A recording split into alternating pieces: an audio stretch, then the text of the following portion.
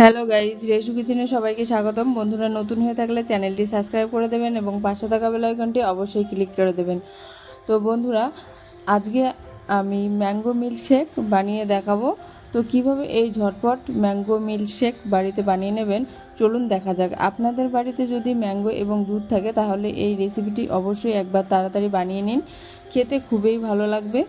তো এই ম্যাঙ্গো মিল্কশেকের জন্য ম্যাঙ্গো আর দুধ হলেই যথেষ্ট।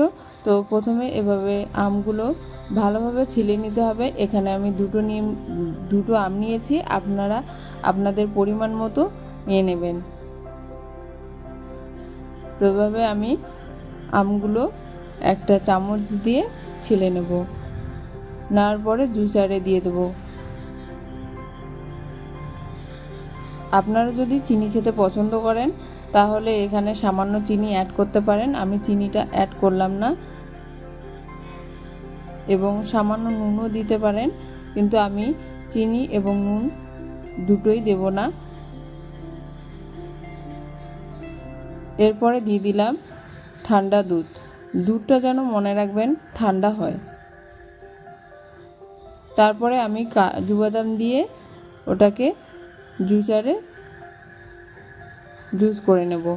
দেখতে পাচ্ছেন এভাবে আমি 1 মিনিট মতো জুসারে জুসটা ভালো করে পেস্ট করে নেব।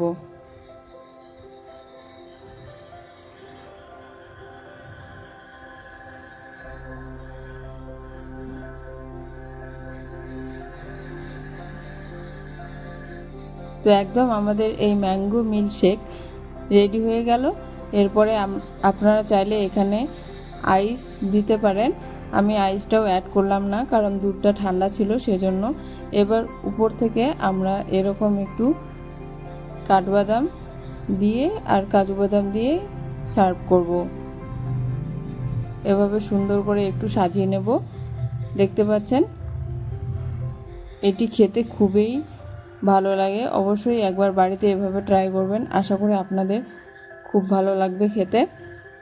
তো ভালো লাগলে ভিডিওটা বন্ধুরা একটা লাইক করে দেবেন এবং এভাবেই আমার পাশে থাকবেন। ধন্যবাদ সবাইকে।